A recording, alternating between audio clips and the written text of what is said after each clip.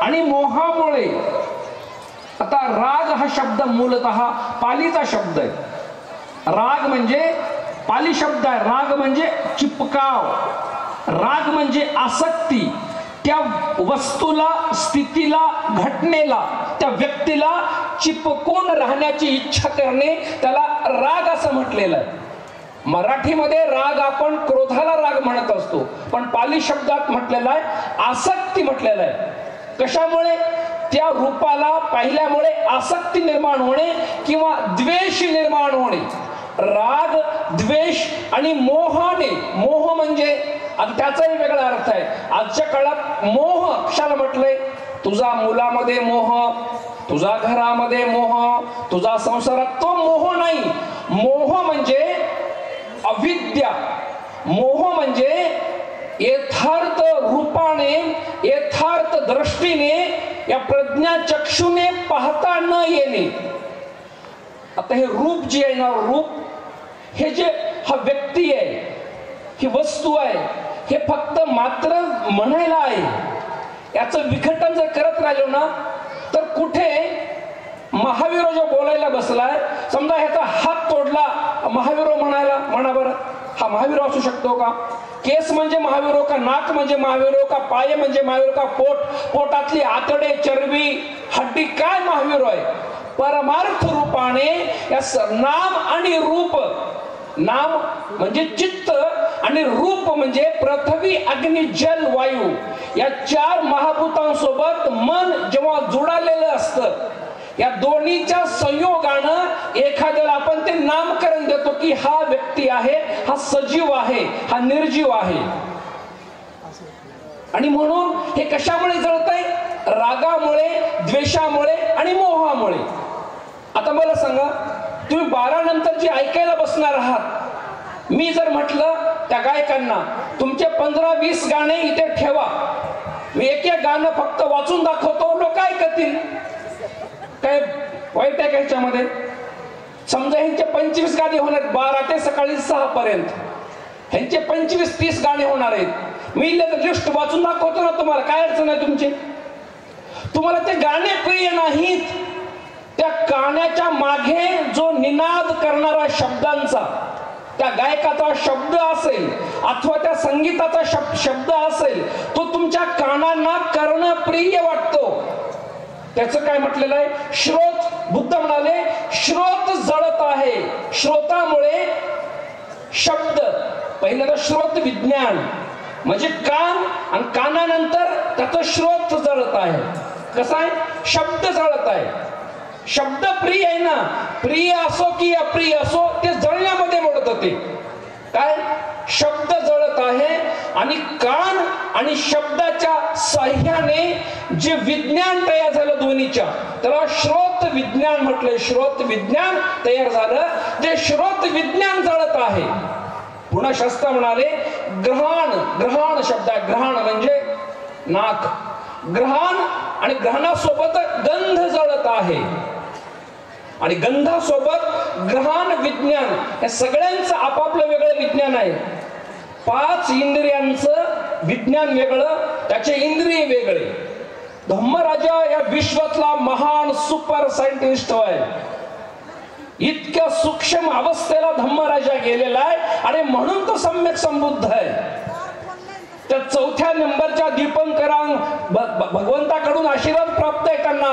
तू 4 असंख्य 1,00,000 कल्पानंतर सिद्धार्थ गौतम नावाचा बुद्ध होशील. कधीचा आशीर्वाद आहे? 28 बुद्धांच्या यादीमध्ये 4थ्या नंबरच्या बुद्धांकडनं, त्या दीपंकर बुद्धांच्या समोर सुमेध नावाचा संन्यासी, दीपंकर बुद्धाचे पाय नालीत जाऊ नये म्हणून आपलं डोक्यामध्ये घातलं. दीपंकर बुद्धांनी त्याला उठवलं, कोण रे उठ, मी सुमेध नावाचा तपस्वी आहे भगवान. आणि त्यांनी विचारलं तुझी अपेक्षा काय? त्याच जन्मात सुमेध अरहंत होऊ शकतो, अरहंताची पारमिता आहे 4थ्या नंबरच्या बुद्धांच्या काळात सुमेध तपस्व्याची. पण ते म्हणते मला तुमच्यासारखा सम्यक संबुद्ध बनून माझंही कल्याण करून घ्यायचंय, अनादि विश्वातल्या दुःखी जनांचं कल्याण मला करायचंय भगवान, मला तुमच्यासारखा सम्यक संबुद्ध बनायचंय. त्या सुमेध नावाच्या बोधिसत्वाला आशीर्वाद प्राप्त होतो. तू 4 असंख्य 1,00,000 कल्पानंतर सिद्धार्थ गौतम नावाचा बुद्ध होशील. त्या सुमेध बोधिसत्वाने बहुजन हिताय बहुजन सुखाय या लोकांच्या कल्याणासाठी 4थ्या नंबरच्या बुद्धांच्या काळात अरहंत पद मिळणार होतं, ते त्यागून टाकलं. मला एकट्याला अरहंत पद नको आहे, माझ्यासोबत लाखो कोटी कोटी लोकांना मी अरहंत करेन. किती महान त्याग आहे. 4 असंख्य 1,00,000 कल्प पुढे म्हटलेलं आहे. आता 1 असंख्य किती असतो बघा. 1 असंख्य म्हणजे 700 किलोमीटर. इथून जर मुंबई असेल तर 700 किलोमीटर मुंबई, लांबी रुंदी आणि खोली 700 किलोमीटर. एक गोदाम बांधायचा, गोदाम, लांबी रुंदी खोली किंवा लांबी रुंदी उंची, आणि तो मोहऱ्यांनी भरायचा, सरसोनी मोहऱ्यांनी भाजी टाकण्याच्या. 100 वर्षाला 1 मोहरी बाहेर काढायची. 100 वर्षाला 1 मोहरी. जेव्हा हा मुंबई पर्यंतचा गोदाम जेव्हा संपेल तेव्हा 1 असंख्य संपत असतो. असे किती असंख्य म्हटलेलं आहे? 4 असंख्य म्हटलेलं आहे. 4 असंख्य. हा 1 गोदाम संपला की 1 असंख्य संपला. दुसरा गोदाम पुन्हा बांधायचा, पुन्हा मोहऱ्या भरायच्या, दुसरा असंख्य, तिसरा असंख्य आणि 4था असंख्य. एवढे जन्म आणि नंतर 1,00,000 कल्प. असंख्य कल्प आणि साधा कल्प याच्यात फरक आहे. साधा कल्प 7 किलोमीटर लांबी रुंदी खोली, 7 किलोमीटर. परत गोदाम बांधायचा, लांबी रुंदी खोलीचा, परत मोहऱ्या टाकायच्या. 100 वर्षाला 1 मोहरी बाहेर काढायची. जेव्हा हा गोदाम संपेल 7 किलोमीटरचा तेव्हा 1 कल्प संपतो. असे 1,00,000 कल्प नंतर राहिलेले शिल्लक. आधी 4 असंख्य. सिद्धार्थ गौतमांना आपल्या पारमिता पूर्ण करण्यासाठी एवढ्या जन्मामध्ये, प्रत्येक जन्मात त्याग, परित्याग, महापरित्याग पूर्ण करावा लागत असतो. म्हणून त्यांना 32 लक्षणं शेवटच्या जन्मात मिळतात. दुसऱ्या भाषेमध्ये 1 असंख्य किती मोठा असतो. 1 असंख्य म्हणजे शब्दामध्ये, आकड्यामध्ये 1 काढायचा, 1 आणि 1च्या पुढे 140 शून्य द्यायचे. किती? 140 शून्य.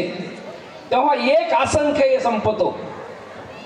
तुम्हाला झोपा लागू नये, झोपा, पण ते नका हो, ते गाणे नका. तुम्ही रात्रभर माझ्या धम्मपित्याची वाणी सांगत बसू द्या आणि मग आम्हाला ऐकू द्या. आमच्या जन्मजन्मांचं कल्याण करून ठेवू द्या, असं तुम्ही म्हटलं पाहिजे.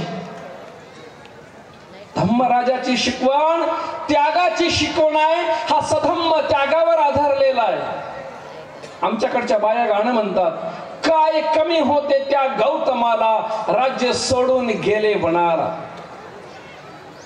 तुमचा हा विषय माझा आहे. अखिल संसार हा पेटता अग्नी आहे. संसार जाऊ द्या लांब, तुम्हीच पेटलेले आहो, आपणच पेटलेले आहो. मनुष्य प्राणीच पेटलेला आहे. कशाने? रूपाने पेटलेला आहे, शब्दाने पेटलेला आहे, गंधाने पेटलेला आहे, स्पर्शाने पेटलेला आहे, रसाने पेटलेला आहे.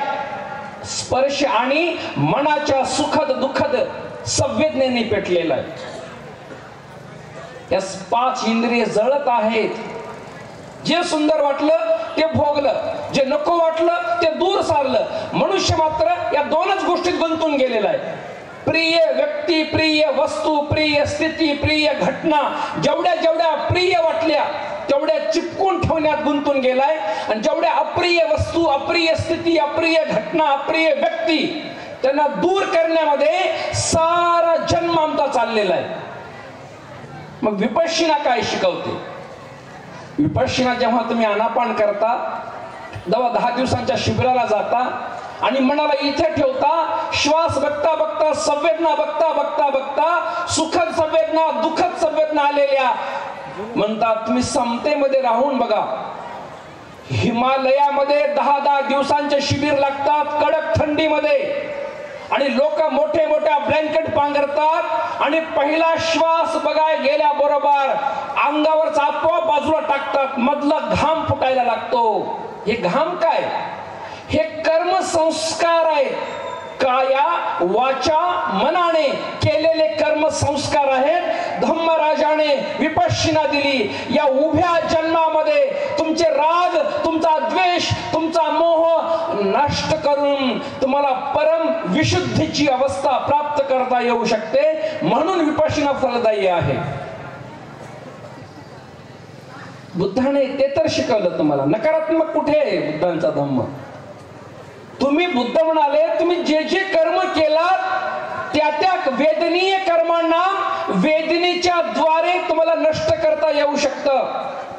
फक्त त्या फंदनं चपलं चित्तं, ह्या अस्थिर मनाला, जे मनाचा स्वभाव आहे एकतर भूतकाळात रमण करतं अन्यथा भविष्य काळात रमण करतं, त्या अस्थिर मनाला वर्तमान काळात ठेवून प्रज्ञेने जाणून समतेत राहून संवेदनेला समतेने भोगून समतेमध्ये राहून त्याच्या कर्मांची निर्जरा निर्जरा निर्जरा करत राहणे म्हणजे आपल्या कर्म संस्कारापासून विमुक्त होणे.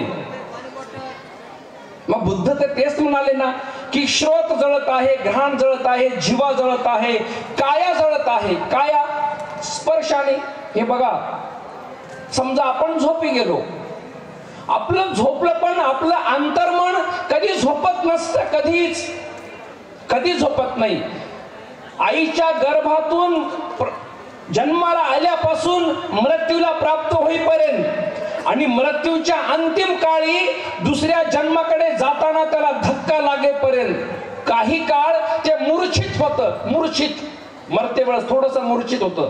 पण हे अनादी कालापासूनच मन रात्रंदिवस संवेदना ग्रहण करणार असतं. संवेदना. समजा आपण झोपलो आणि झोपलो नाही अशा ठिकाणी झोपलो आपण तिथे मच्छर खूप आहेत आणि आपल्याकडे पांघरा काही नाही आणि झोपलं की पायावर मच्छर चावला तर ते अंतर्मन लगेच म्हणतंय अरे बाबा तुझ्या पायावर टोचलेला आहे तिथं खाजव. आपण झोपेत आहोत पण झोपेत खाजितो आपण लगेच. नाकावर मच्छर बसलं चावलं लगेच झोपेत आहोत आपण पण लगेच उठवतो आणि सकाळी जर उठवलं आपल्याला बाबा रात्री तू झोपला रे आणि तुला काही चावलं का मच्छर वगैरे तर नाही म्हणतंय. त्याचं अंतर्मन जागृत आहे, त्याचं बहिर्मन निवांत आराम करू लागलेला आहे ते. मग ह्याच्या वेदना आहेत ना, ह्या वेदना अशा चालत आहेत रूपाच्या बद्दल, शब्दाच्या बद्दल, गंधाच्या बद्दल. माणसे पेटतात, मनुष्य मात्र ह्या शब्दाने पेटतात, रूपाने पेटतात, रसाने पेटतात, स्पर्शाने पेटतात, सगळ्या गोष्टींनी. आणि हेच पेटणं चालू आहे जगाचं. आणि यालाच म्हटलंय साखिली विश्वातली पेटता अग्नीचा निखारा, यालाच म्हटलेला आहे. कारण याच्यातून तुम्हाला जर बाहेर पडायचं असेल तर तुम्हाला सद्धम्माला गंभीरपणे ऐकावं लागेल. गंभीरपणे ऐकून त्याला धारण करण्याचा प्रयत्न करावा लागेल. त्याला धारण करून त्या सगळ्या पंच इंद्रियांबद्दल निर्वेद हा शब्द आहे पालित. निर्वेद निप्पिद्दा हा निर्वेद प्राप्त करून वैराग्य प्राप्त करावं लागेल. कशाबद्दल? त्या वेदनेबद्दल. कोणत्या वेदना? ज्या सुखद वेदना असतील, ज्या दुःखद वेदना असतील आणि मोहाच्या कधी कधी वेदना चांगले कळत नाहीत वाईटही कळत नाहीत अशा असुखद अदुःखद वेदना. ह्या तीन वेदनेमध्ये सारं विश्व जळत आहे. आता बघा ना, तुम्ही सांसारिक लोक आहात. सांसारिक व्यक्ती असो कोणी असो तो सुखाची अभिलाषा करतो, सुखाची कामना करतो. कारण तो तृष्णेमध्ये आहे ना, काम तृष्णेमध्ये आहे, भव तृष्णेमध्ये आहे आणि विभव तृष्णेमध्ये पडलेला आहे. ते भव आणि विभव थोडं लांबची गोष्ट आहे, कळणार नाही. पण जी काम तृष्णा आहे त्या काम तृष्णेत जन्म चाललेला केवळ काम भोग नव्हे.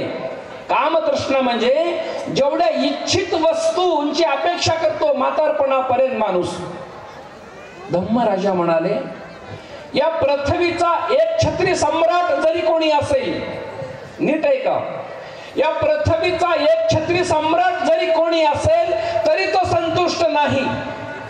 सांगा पाहू, पैशांचा पाऊस जरी पडत असेल तरी तो संतुष्ट नाही. कारण ही तृष्णा ही बिनबुडाची बादली आहे.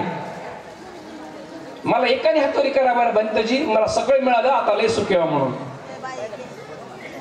असं होतच नाही. अतृप्त, तृष्णेचं नावच आहे अतृप्त राहणे. तृष्णा ते तहानलेली ठेवते, तृष्णा अतृप्त ठेवते. जे आहे आता सगळंच आहे, पण तुम्ही झाले 100 वर्षाचे, आता कसं बंतजी, मुलीची एकूण घर राहावं, मुलांची एकूण घर राहावं, बरं ठीक आहे बांध. पलीकडून नाताईची घर राहावं, बरं बांध. नाताईच्या पुढे अजून त्याला काय म्हणतात, नाताईचे लेकर राहिलं, हा त्यांचे लेकर राहावं, त्यांचे लेकर है ना. अतृप्त, कारण आपण अतृप्त राहून हा मरणारा जीव आहे, प्राणी आहे, सत्व आहे.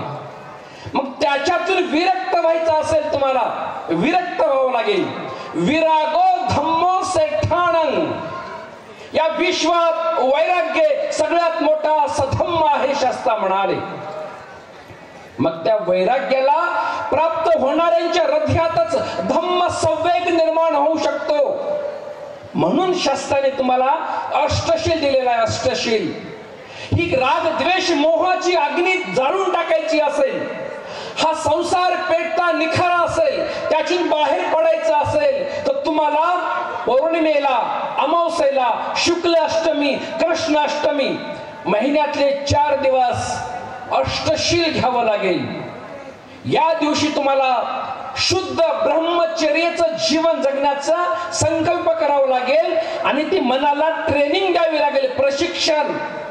माझी प्रिय पत्नी आहे, माझा प्रिय पती आहे, पण आज या नक्षत्रांच्या माध्यमातून, या निसर्गाने जे नियम दिले त्यांच्या माध्यमातून आज मी शुद्ध परिशुद्ध ब्रह्मचर्याचं जीवन जगणार आहे.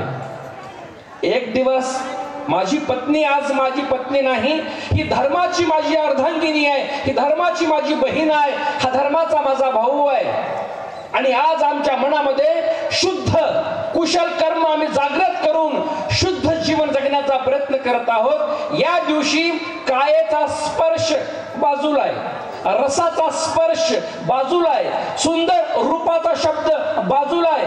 या पंचकाम संपत्ती पासून तुम्ही दूर आहात. आणि धम्मराजा म्हणाले, या पृथ्वीवरचं जेवढं सोनं नाणं आहे, पृथ्वीवरचं एवढं पृथ्वीचं सगळं सोनं नाणं, हिरे माणिक मोती एका तराजूमध्ये ठेवा. आणि सुंदर अष्टशील पालन करणारा व्यक्ती, स्त्री अथवा पुरुष, त्याला एका तराजूमध्ये ठेवा. या सगळ्या हिरे माणिक मोती सोन्या नाण्यापेक्षा अष्टशील उपवासात पालन करणाराचं महापुण्य जास्त भरत असतं. कारण ते अरहंताचं अनुकरण करणारे असतात. मला तर आठवलं, हळूच बोलतो म्हणते जाय, मला तर आठवलंच नाही बुद्धाच्या काळात कुठं दन दन दन दन ढोलकी वाजत होते म्हणून तबला. बुद्धांच्या काळामध्ये असं रात्र रात्र रात्र प्रवचन. सारीपुत्रा, बुद्धाने 6 वर्ष परिश्रम केलं तर बुद्ध म्हणाले, सारीपुत्रा माझी कमर थोडी वेदना होते रे, मी थोडी आराम करतो थोडासा, चल तू धम्मदेशना कर. कारण लोक प्रज्ञावंत आहेत, लोक ध्यानामध्ये आहेत, संवेदनेमध्ये आहेत, परिशुद्ध आहे. माझी परिषद धम्मदेशनाचं चालू ठेव. तिथे कुठे तबला आणला होता, कुठे मृदुंग आणलं होतं, तिथे कुठे गाणे आणले होते, तंबाखू खाऊ गाणे म्हणले होते, मला माहितच नाही त्या काळात. अशी केस लांब लांब हलू हलू, ही परिषद नव्हे. धम्मराजा म्हणाले, जिथे धम्माची वाणी प्रदर्शित केली जात नसेल, जिथे माणसांच्या अंतकरणामध्ये धम्म संवेग निर्माण होत नसेल, जिथे 4 आर्य सत्यांचा बोध होत नसेल, जिथे माणूस श्रद्धानुसारी, धम्मानुसारी विमुक्तीचा अभ्यास करत नसेल, ती परिषदच नाही. मग सगळे प्रेशर आणताना भिंतीवर का गाणी नाही म्हणून. आता होत्या ना 12 वाजू द्या तुम्ही, आता लगेच चिठ्ठ्या येतात बंद करा गाणी ऐकायचे. ऐका, मी महाराष्ट्राच्या लोकांना आव्हान करतो, तुम्ही मरेपर्यंत गाणी ऐका. तुम्हाला नष्ट करण्यासाठी इथल्या व्यवस्थेला यायची गरज नाही. आता जेवढे बनते बोलले ना त्याची वर काढत लई बोललो तर हे कुंभमेळ्याचं नावच काढू नका. माझं स्पष्ट विनंती, तुम्हाला लई कामं पडलेत, तुम्हाला एवढे प्रचंड कामं पडलेत माझ्या धम्मराजाचा महासमुद्र सांगण्यामध्ये. एका बुद्धं शरणं गच्छामी, एका शब्दामध्ये हे सगळं धुवून जाते बाकींच्या गोष्टी. त्यांचं प्रतिपादन करण्याचा, त्यांचे शब्द उच्चारण्याचा, कुणा जातीचा, धर्माचा, पंथाचा उल्लेख करण्याची बिलकुल आवश्यकता नाही. हे चिमुकलं वज्जी राज्य होतं बुद्धांच्या काळात, चिमुकलं वज्जी लोकांचं, निश्चय वज्जी लोकांचं. अजात शत्रू त्याला जिंकू शकला नाही. बुद्धांकडे आला भगवान, ते चिमुकलं राज्य आहे, त्याला जिंकायचंय मला. बुद्ध म्हणाले, आनंदा, एकदा वज्जी लोकांकडे गेलो रे, त्यांना मी 5-6 गोष्टी समजून सांगितल्या, त्याचं पालन करतात का? हो भगवान, तुमचे काटेकोरपणे ते पालन करतात. तो अजातशत्रूचा जो सेनापती होता वर्षाकार, तो बुद्धाला वंदन करता करता म्हणाला, या 5-7 गोष्टीपैकी भगवान त्यांनी एक जरी पालन केले तरी आम्ही त्यांना जिंकू शकणार नाहीत. तुम्हाला भारत देशात कोणीच हरवू शकणार नाही. एवढी जबरदस्त शक्ती आहे बुद्धाच्या या त्रिपिटकात, अनमोल रत्नामध्ये. त्याच्यावर चिंतन आपल्याला करावं लागणार आहे. ते चिंतन केलं तर आपण वाचणार आहोत. आणि म्हणून त्याच्यासाठी तुम्हाला हे रात्र की धम्म. आता बघा ना, पुढच्या वर्षीच पुन्हा परिषद होणार आहे. पुढच्या वर्षीच ना, 365 दिवसानंतर. कसं मग तुमचं होईल तोपर्यंत? तुम्हाला जयंतीला गाणे ऐकता येत नाही? त्या बंती जयंतीला बोलायचं. चला पुढचा विषय. बुद्ध म्हणाले, भिक्खू अंगुत्तर निकायात बुद्ध म्हणाले, आपला विषय काय? अखिल संसार हा पेटता अग्नी आहे. बुद्ध अंगुत्तर निकाय याच्यात शास्त्रा म्हणाले, काय म्हणाले? भिक्खूंनो, जगातील दुसऱ्या कोणत्याही रूपापेक्षा, बघा महत्वाचं आहे, स्त्री आणि पुरुष मानव जातीसाठी सावध राहण्यासाठी ही गोष्ट महत्वाची आहे. भिक्खूंनो, जगातील कोणत्याही दुसऱ्या गोष्टीपेक्षा स्त्री रूप हे पुरुषाला आकर्षित करतं. कोणत्याही गोष्टीपेक्षा स्त्रीचं रूप, स्त्रीचा शब्द, स्त्रीचा गंध, स्त्रीचा रस आणि स्त्रीचा स्पर्श जगातील माणसांना आकर्षित करतो. त्याचप्रमाणे भिक्खूंनो, जगातील पुरुषांचा शब्द, पुरुषांचा गंध, पुरुषांचा रस, पुरुषांचा स्पर्श जगातील स्त्रियांना आकर्षित करतो.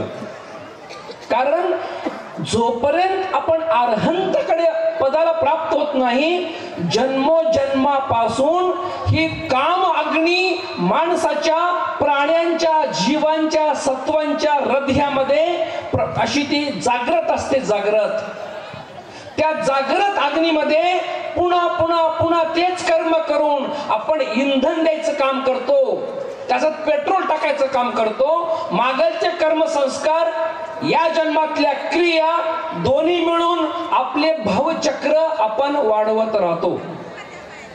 बघा, जन्मलेलं बाळ आहे, 1-2 महिन्याचं, 1 महिन्याचं बाळ आहे, टुळटुळ डोळे उघडले त्यानं. आता त्याला कोणते कर्म केले का कोण्या गोष्टींचे? काहीच नाही. पण तुम्ही थोडं म्हणा, ए मूर्खा, ए मूर्खा, असं हात उघडा बरं, त्यानं कसं करतंय? थुट्टी काढते, रडायला लागते. अरे बाळा बाळा बाळा बाळा, असं नाही म्हणा बरं, लगेच हसते. बाळाला माहित असेल, कारण हे कर्मसंस्कार. त्यानं तर राग त्याला माहित नाही, त्याला द्वेष माहित नाही. का बरं व्हावं तसं? माझा धम्मराजा महान आहे.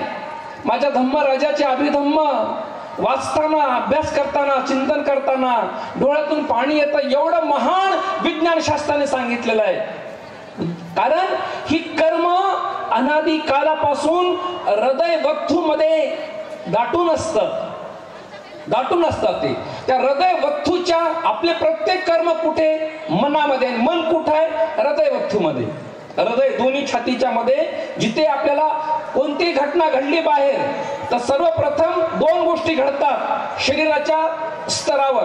कोणत्या? एक धडधड वाढते अंतःकरणात आणि श्वास आपला वेगाने वाहतो. दोन गोष्टी घडतात. इतकं की म्हणजे अचानक कोणती दुःखद घटना घडू द्या, इव्हन सुखद घटना घडू द्या, संयमित राहू म्हणू शकत नाही. कारण हे जे कर्मसंस्कार आहेत ना, हे अनादी कालापासून चालत आलेले संस्कार आहेत. तुम्ही मानायचंय माना, न मानायचंय माना, हा निसर्गाचा नियम आहे. बुद्ध याच्या पुढे जाऊन म्हणाले, भिक्खूंनो, समुद्राचं पाणी जास्त का तुम्ही गाळलेले अश्रू जास्त? भगवान आपणच सांगावं, समुद्राचं पाणी लई थोडं आहे भिक्खूंनो. एवढे तुमचे जन्म झाले आणि एवढ्या तुम्ही रडलात प्रियांच्या वियोगामध्ये, प्राण्यांच्या, मनुष्यांच्या, सत्वांच्या, जीवांच्या, दोन पायाच्या, चार पायाच्या, बहुपायांच्या सगळ्या ब्रह्मांडात विचरण करताना. पुन्हा बुद्ध म्हणाले, भारत देशातल्या झाडांची पानं तोडा. सगळी जेवढी झाडाची पानं आहेत, जम्बूद्वीप म्हटलेलं आहे, जम्बूद्वीपाच्या सगळ्या झाडांची पाने तोडा आणि ढीग लावायचा आणि एक पान घ्यायचं. ही माझी आई, ही तिची आई, ही तिची आई, हा माझा बाप, हा त्याचा बाप, त्याचा बाप. बुद्ध म्हणाले, भारत देशातल्या झाडांची पानं संपून जातील पण तुमच्या नातेवाईकांची गणना संपणार नाही. कसं ऐकत मग? कारण कामतो जायते सोको, कामतो जायते भयं. मनुष्य मात्राला जन्म खाण्यासाठी नाही भेटला, पिण्यासाठी नाही भेटला. लेकरं बाळ जन्माला घालून व्यापार उद्योग व्यवसाय करायला, म्हातारं व्हायला आणि मरायला जन्म नाही भेटला. माणसाला फक्त एकाच गोष्टीसाठी, आपल्या मनाला विशुद्ध करायला. कारण प्राणी मात्र मनाला शुद्ध करू शकत नाहीत. कुत्रे, मांजरं, डुकरं, गाय, बैल, म्हैस ते आनापान करू शकत नाहीत, विपश्यना करू शकत नाहीत. मानव जन्मामध्ये माणूस विपश्यना करू शकतो, आनापान करू शकतो, मनाला एकाग्र करू शकतो आणि अरहंत बनू शकतो. म्हणून माणसाचा जन्म तुम्हाला मिळालेला आहे. तुम्ही जर म्हटलं माझ्या मागे लईच काम आहेत, पोरायची काम, बोली बघा सुरू झालं बायांचं, लगेच ह्याला काय नाही पाहिजे, लगेच बंद करतो. चालेल, 15 मिनिट राहिलेत माझ्याकडे. आता तर पहिलं पान संपले, 7 पानांना लाव, 7 पानांना नोट्स पाडून. कामतो जायते सोको, कामतो जायते भयं. काम तृष्णेमुळे शोक निर्माण होतो असं म्हटलेलं आहे. जगात कुणालाच दुष्कर्माकडे जाऊ वाटत नाही, पण माणसाचं मन एवढं विचित्र आहे, इच्छा नसेल तरी तो मनाचा वेग त्याला दुष्कर्माकडे घेऊन जातो. माणसाला पुण्यकर्म लय करू वाटतात, पण माणूस त्या पुण्यकर्मात लीनच होत नाही, कारण त्याला ते करायची इच्छाच राहत नाही माणसाकडे. असं म्हटलेलं आहे, माणसे पाप कर्म करतात पण पाप कर्मापासून मिळणारं फळ त्यांना नको आहे. माणसे पाप कर्म करतात पण माणसे पाप कर्माचं फळ नको आहे. माणसे पुण्यकर्म करत नाहीत पण पुण्यकर्माचं फळ माणसाला हवं आहे. अवघड आहे माणसाचं गणित. कामतो जायते सोकू.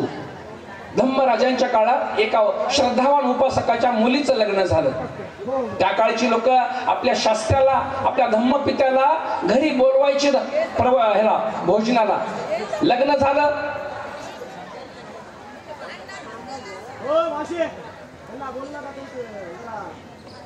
ते चहा देऊ नका हो, काय होत नाही. आता घरी बोलवलं लग्नाला, आपलं जेवणाला. आता बुद्ध बसले, भिक्खू संघ बसलेला आहे आणि भोजन वाढणं सुरू. आता त्या माणसाची मुलगी आहे, नवरी, नवीन नवरी. आता नांदाय जाण्याच्या आधी ती म्हणली माझ्या हातानं भोजन वाढते म्हणली. ती बिचारी नवरी असून सुद्धा भोजन वाढू लागली. आता तिनं भोजन वाढवली तर नवरा बघत बसला तिच्याकडे. त्याला भोजन वाटणं झालं, त्याच्याकडे बघत ते काम छंद निर्माण झाला त्याला. काय बसली म्हणे, त्यानं हातच धरलं तिचा पटकन. चल म्हणून आपलं आपलं बसून म्हणजे तिकडे काय लावली वाढते म्हणजे जाऊ दे तिकडं. पण धम्मराजाला लोकविदू हा शब्द आहे धम्मराजांसाठी. लोकविदू या ब्रह्मांडाचं, या माणसांचं, या प्राण्यांचं, जीवांचं, सत्वांचं चित्त वृत्ती जाणणारे, त्यांच्या मनातला भाव ओळखणारे, कोण कुठून आलेला आहे, कोण कुठे जाणार आहे, कुण्या भावचक्रातून आला, कुण्या जन्मात कुठे चाललाय, हे सगळं शास्त्रांना कळायचं. धम्मराजाने तिचा हात धरल्याबरोबर त्या मुलीला अदृश्य करून टाकलं. बस म्हणे तू आता 10-अर्धा घंटा गपचूप. आता अदृश्य केले की त्याच्या हातात पाणी सुटलं. आता गेली कुठं, मेली का राहील का काहीच कळणार नाही. 1 घंटा शास्त्राने शांतच केलं. त्याला शांत करून ते बसलं ना, हात जोडून बसला. आता राहुजा मरुजा आता बघतो म्हणे बुद्धाकडच. धम्मराजाने आपल्या पित्याने त्याला गाथा म्हटली, काम तो जायते सोको, काम तो जायते भयं. असा बुद्धांचा शब्द होता. सुगतो म्हणतात धम्मराजाला. एक विशेषता की 1 लाख लोकांना सगळ्यात शेवटपर्यंत त्यांचा शब्द जायचा बुद्धांचा. एवढं जसं कोकिळेसारखा सुमधुर. आणि एवढी गर्जना केल्यानंतर 10,000 चक्रवाला पर्यंत आवाज जायचा. माझं दाभाडचं प्रवचन ऐका, त्याच्यात चक्रवाल कसे असतात आणि कुठं आवाज जातो लेट डिटेल्स बोललेलं आहे. आता भिवून थोडं पुढं पळतोय मी आता. काम तो जायते सोको, शोक उत्पन्न होतो. शोक कशामुळे? काम तृष्णेमुळे. काम तो जायते भयं, कामामुळे भय निर्माण होतं. लोक फाशी घेतात कामछंदामुळे. फाशी, तुझ्या संग जर लग्न नाही झालं तर मी फाशी घेतो म्हणते की. फाशी घेतात लोक, विष खातात लोक, आत्महत्या करतात लोक. हे प्रज्ञा नाहीये त्यांच्याकडे, प्रज्ञा नाही लोकांना. कारण काम तो विपमुक्तस, आणि जो काम तृष्णेपासून विमुक्त आहे. आता इतकं सोपी नाही होय. याच्यासाठी तुम्हाला तुमचं पुण्य पारमिता लई वाढवावी लागते. सत्संग म्हटलेला आहे. बुद्ध वाणी सातत्याने ऐकावी लागेल. बुद्धांचा 3रा शिष्य आहे महाकाश्यप. बुद्धांचा पहिला सारिपुत्र मोगलायन आणि 3रा महाकाश्यप बनते. तो महाकाश्यप बनते. त्याच्या घरी 80 कोटींचं धन आहे आणि ते लग्नच करत नव्हते. शेवटी लग्न केलं. सोन्यासारखी मुलगी आणली. सोन्याची मूर्ती बनवली, तसली मूर्ती आणली मुलगी. तिच्या घरी 80 कोटींचं धन. तिने पत्र लिहिलं मला लग्न करायचं. कारण तिच्या बी पारमी अरहंताची पारमी होती. यांच्याकडे अरहंताची पारमिता आहे. या जन्मात अरहंत व्हायचं. अरहंत म्हणजे येणे जाणे थांबले, पुनर्जन्म थांबला, परिशुद्ध झाला. दोघांचं पत्र मध्येच फाडलं आणि दोघं कसे एकत्र येतील असं पत्र लिहिलं. लोकांचं लग्न झालं. आता लोकांचं लग्न झालं तर दोघं जेव्हा पलंग टाकला ना, तर पहिली रात्र दोघांची पलंगावर बसले. महाकाश्यप म्हणतायत, कागद मी पत्र लिहिलं होतं ना तुला, मी लग्न करायचं नाही म्हणून. तिने पण म्हटलं मी पण लिहिलं होतं पत्र, लग्न करायचं नाही, मला ध्यान आणि अरहंताच्या मार्गाने चालायचंय. त्यांना कळालं की चुकीचं लग्न झाले. नीट आहे का पुढचं? दोघाच्या मध्ये अशा गुलाबाची फुलं आहेत ना, अशा माळा टाकतात दोघ जण. प्रचंड माळा दोघांची. इकडून एक माळ आणि पलीकडून झोपतात. आणि दोघेही संकल्प करतात, ज्याच्या अंतकरणामध्ये कामछंद निर्माण होईल, सत्यक्रिया करतात. ज्याच्या अंतरंगावर काम तृष्णा निर्माण होईल, त्याच्या बाजूकडची माळा सुकून जाईल. काय तेज असेल. कितीतरी दिवस, कारण त्याचे माता पिता घरी असेपर्यंत त्यांना बाहेर पडता आलं नाही. त्यांच्या सत्यक्रियेनं एवढा ध्यान करत घरी होते ते लोक दोघंही. अनित्यतेचा भावना, विशुद्ध अवस्था होती. आणि जेव्हा माता पिता मरण पावले काश्यपांचे, तोपर्यंत ते फुलं तसे वाजतात. आणि ते 1,60,000 सोनं सगळं 80 कोटी म्हणजे 1,60,000 म्हणजे एवढं 80 कोटींचं सगळं दान करून बुद्धांच्या नावाने प्रवचन धारण करतात आणि संकल्प करतात चिवर घेऊन, जगात जो सम्यक संबुद्ध आहे त्याच्या नावाने आम्ही प्रवचन घेतलेली आहे. धरणी कंप होते त्यांच्या तेजस्वीपणाने. 1-2 किलोमीटर चालत जातात तर त्यांची पत्नी आहे माग चालते. तर ते काश्यप समजून सांगतात, अगं आपण 3 महाग एवढं सोनं नाणं सोडून दिलो, पण लोकांना कळणार नाही. लोक दोष लावतील की ह्यांनी एवढं सोडलं पण आपल्या बायकोला माग घेऊन जातो. जिथे 2 रस्ते फुटतात, इथून पुढे तुझा वेगळा मार्ग, इथून पुढे माझा वेगळा मार्ग. आणि दोन भागाला गेल्यानंतर तिथे परत धरणी कंप होतो. ही निर्जीव धरणी सुद्धा सत्यक्रियेची साक्षीदार असते सज्जन हो. पुढे त्यांना आपली शास्ता भेटतात, ते अरहंत होतात आणि 3 नंबरचा भिक्षू होतात. ते किती सुंदर आहे सद्धम्म. या सद्धम्मामध्ये शास्ता म्हणाले रतिया जायते सोको, रत होण्याने शोक निर्माण होतो. रत होण्याने रतिया जायते सोको. रत म्हणजे कशाला म्हटलंय? पंचकाम संपत्तीचा भोग घेणे. आता तुम्ही मला म्हणसाल भंतेजी, मग काय मी सगळंच भंतेजी बना का तुमच्यासारखं? मी म्हणालो का सगळे बना म्हणून? आपल्या पारमिता पुष्ट करण्याचा प्रयत्न करा. महिन्यातले 4 दिवस परिशुद्ध जीवन जगा ना. उलट तुम्ही आज काल आणि आज तुम्ही 2 दिवसाचं परिशुद्ध अष्टशिलाचं पालन केलं पाहिजे. तुम्ही धम्माचा जास्त लाभ होतो, धम्माचा जास्त लाभ. आता पुढच्या वेळी जर म्हणलं का पुढच्या वर्षी गाणे बंद, कोणीच येत नाही दुसऱ्या दिवशी ऐकायला. येतील, मला विश्वास आहे. धम्माची दृश्य लय मोठी शक्ती आहे, घाबरू नका. धम्म वेगानेच पसरणार आहे. येतात लोक, पुण्यवान लोक दुरून येत असतात. फक्त ते आपल्याला भविष्यामध्ये विचार करण्याची गरज आहे. बुद्ध म्हणाले की कामभोग जी आहे ना, हे अल्प स्वादमय आहे. बघा, बुद्ध प्रत्येक गोष्टीला बुद्धाने तिथं चिंतन केलेलं आहे, मनन केलेलं आहे. हे कामभोग अल्प स्वादमय आहे, पण खूप दुःख देणार आहे, खूप मनस्ताप देणार आहे, खूप दुष्परिणाम देणार आहे. भिक्खूंनो, हे कामभोग गवताच्या मशालीप्रमाणे आहे. बघा, असे सावध करतात शास्त्रा. कामभोग हे गवताच्या मशालीप्रमाणे आहे. आता गवताची मशाल आहे, आणताय का त्याची? तुम्ही जन्मभर पेटवत बसा, जन्मभर दिसणार नाही गवताची मशाल, वाळलेल्या गवताची. कारण गवताचा अग्नीचा धर्म ग्रहण करणे. कामभोग हे गवताच्या मशालीप्रमाणे आहे, जळत्या अग्नीप्रमाणे आहे. कामभोग हे स्वप्नाप्रमाणे आहे आणि कामभोग सापाच्या डोक्याप्रमाणे आहे. बघा किती सावध करतात.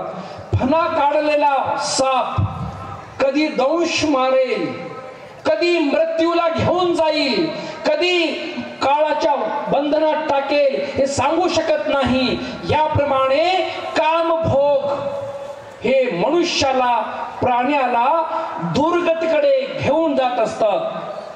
मध्यम निकायामध्ये शास्त्रा म्हणारे कामभोग हे एखादा कसाई, चतुर कसाई असतो, आणि चतुर कसाई आपल्या दुकानातला हड्डीचा तुकडा बाहेर फेकतो. कुत्र थांबलेला असते, त्या हड्डीला मांस नाही, त्याचं भूक तहान भागत नाही. तो कुत्रा त्या चगळून त्याच्या जिभेचं रक्त निघतं, एवढून त्याला भूकच त्याची भागत नाही. हे कामभोग त्या हड्डीला चगळण्याप्रमाणे आहे असं धम्मराजा म्हणतात. मग काय करावं सांगा बरं? एवढं सांगावं काय करावं? मग काय करावं? उपेक्षित भाव ठेवावा लागेल. उपेक्षा जी पारमी आहे, 10 पारमीतली एक उपेक्षा पारमी. बाबासाहेब म्हणाले मी खूप शिकलो म्हणून लोक मला घाबरतात असं नाही. माझ्या नावाच्या पाठीमागे एवढ्या डिग्री आहेत म्हणून लोक घाबरतात असं नाही. मी उच्च कोटीतला एक धार्मिक, एक सदाचारी आणि चारित्र्य संपन्न व्यक्ती आहे म्हणून या भारतातले सगळे विरोधक मला घाबरतात. काय महान तेज असेल तुमच्या माझ्या बाबाच. 150 कोटी लोकांचं भवितव्य आजही तो महापुरुष आपल्या प्रज्ञेच्या बळानं स्थापित करतो. काय तेजस्वी असेल. म्हणून आपल्यांना उपासक असतील, आमचे ब्रह्मचारी असतील, इकडे दुसरीकडे अटॅक करायचीच गरज नाही. एका शब्दात हा सोन्याचा घास तुम्हाला घ्यायची गरज आहे. हे स्थापन झालं ते आपोआप दूर जाता येते. ती आपोआप करू द्या ना. तुम्ही म्हटला तरी ते करणार आहेत, नाही म्हणला तरी ते करणार आहेत. त्यांचं त्याच्यात राजकारण दडलेलं आहे. तुम्हाला तुमचा उत्कर्ष करता आला पाहिजे. प्रत्येक पूर्णामध्ये, प्रत्येक जयंतीला 10 लाख, 20 लाख बँकेत बचत करता आले पाहिजे. जिल्ह्याला प्रत्येक जिल्ह्याला 50-50 लाख बँकेमध्ये टाकता आले पाहिजे. ती बौद्धांची बँक झाली पाहिजे, बौद्धांची बँक. आणि त्या बँकेमधून सगळ्या उपेक्षितांना, आपल्या गरिबांना, आपल्या बेरोजगारांना तिथे पैसे देऊन तिथे व्यापार, तिथे उद्योग, त्यांना ट्रेनिंग दिलं पाहिजे. मोठे मोठे उद्योग धंदे तुम्ही उभे करा आणि तिथे आपापले खरेदी करा, बाकीच्या ना करू त्यांना. त्यांचा राजा अशोक एकदा काय म्हणाले, राजस्थानला एक लेख सापडला अशोकाचा, जो दुसऱ्याच्या धर्माची टीका करतो तो स्वतःच्या धर्माची कबर खोदतो. अशोकासारखा महान राजा जगाच्या पाठीवर झाला नाही. तो राजा अशोक आपल्या राज्यात सगळ्या जातीच्या, धर्माच्या, पंथाच्या, संप्रदायाच्या लोकांना सहाय्य करतो. तुम्ही तुमच्या धर्माचं करा रे, मी जरी बुद्धाचा उपासक झालो तरी तुमचे धर्म चैत्य मी नष्ट करणार नाही. काय तेजस्वी आहे तो महान राजा. पण मी बुद्धाचा अनुयायी बनलो आहे, मी बुद्ध धर्माचं पालन करणार आहे.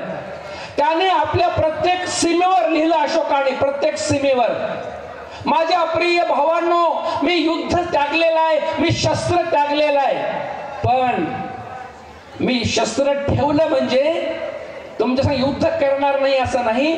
जर माझ्या भूमीत तुम्ही पाय टाकलात तर तुमचा पाय राहणार नाही, पण मी तुमच्या भूमीत येऊन तुमचं राज्य घेणार नाही. बघा किती महान राजा अशोक होता. मग तो राजा अशोक सगळ्या जातीच्या, धर्माच्या माणसांना घेऊन चालतो ना. तुम्ही जर प्रेमाने जर जोडलात ना माणसं, धर्मांतर करण्याची गरज नाही, ती लोक तुमच्याकडे येतील. जर विहारात किंवा विहाराच्या बाजूला एक स्पर्धा परीक्षेचं केंद्र जर उभं केलं तुम्ही, आणि दर जो 6वा देवता आहे परिनिर्मित वशवर्ती, परिनिर्मित वशवर्ती, त्याचं साम्राज्य या साऱ्या ब्रह्मांडामध्ये आहे. तो म्हणतो तुम्ही खा, तुम्ही प्या, तुम्ही मौज करा, रूपाने सुंदर, डोळ्याने रूप बघा, कानाने सुंदर शब्द ऐका, नाकाने सुंदर गंध घ्या, जिभेने सुंदर रस चाका, कायेना स्पर्शाला भोगा आणि आपल्या आपल्या गत्यांना प्राप्त व्हा. पशु पक्ष्यांच्या गतीला, नरकाच्या गतीला, प्रेतांच्या गतीला, जिकडे तिकडे जा, तिथवर माझं काम आहे म्हणते मार, त्याच्या पुढे मी येणार नाही. मग माणसाने त्या माराला ओळखण्याचा प्रयत्न करावा. जेवढे जेवढे मनामध्ये वाईट विचार येतील, जेवढे जेवढे माणसाला प्रमादाकडे घेऊन जाईल, तोपर्यंत आपण मार सेनेच्या प्रभावात आहोत. आणि मार सेनेच्या प्रभावाखालचे लोकांना त्यांचा उत्कर्ष होत नसतो, त्यांचा विकास होत नसतो. म्हणून माराला जाना. जो मारतो त्याला मार म्हटलेला आहे. जो मारतो, हनन करतो, नष्ट करतो, दुर्गतीला घेऊन जातो आणि गेले की वापस येतो. कारण ते माराचे त्याच्यावर आता लय वेळ लागत असते सांगायला. तुम्हाला या गोष्टींचं भान असावं. धन्य तो दिवस मला वाटेल की भविष्यात संध्याकाळी 2 पर्यंत, 3 पर्यंत, 4 पर्यंत इथे माझ्या धम्मपित्याची या बुद्धवाणीचा जयघोष व्हावा. माझ्या पूर्ण वाशियांचं, समग्र पंचक्रोशीत भागातल्या लोकांचं लई मंगल व्हावं, लई कल्याण व्हावं. आणि या प्रमादापासून, या शब्दापासून, गंधापासून, संगीतापासून वर येऊन प्रज्ञेची परिपक्वता तुमच्या अंतःकरणात स्थापित व्हावी आणि खऱ्या अर्थाने बुद्ध शासन चिरस्थायी व्हावं, एवढी सदिच्छा व्यक्त करतो. इथल्या संपूर्ण हिंदू बांधवांचं, बौद्ध बांधवांचं, मुस्लिम बांधवांचं, जगातील मानव जीवाचं कल्याण व्हावं, सगळ्यांना प्रज्ञेचा प्रकाश पडावा, विमुक्तीचं ज्ञान प्राप्त व्हावं, एवढी सदिच्छा व्यक्त करतो. इथेच थांबतो.